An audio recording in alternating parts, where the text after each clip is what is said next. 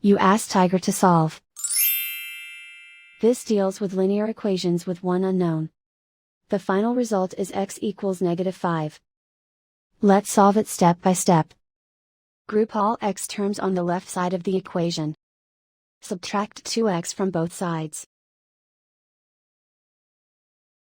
Group like terms. Simplify the arithmetic. Group like terms. Simplify the arithmetic. Group all constants on the right side of the equation. Subtract 6 from both sides.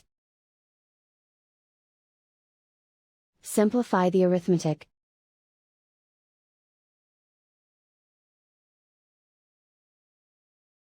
Isolate the x.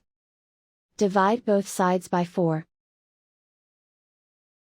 Simplify the fraction. Find the greatest common factor of the numerator and denominator. Factor out and cancel the greatest common factor. And so the final result is x equals -5.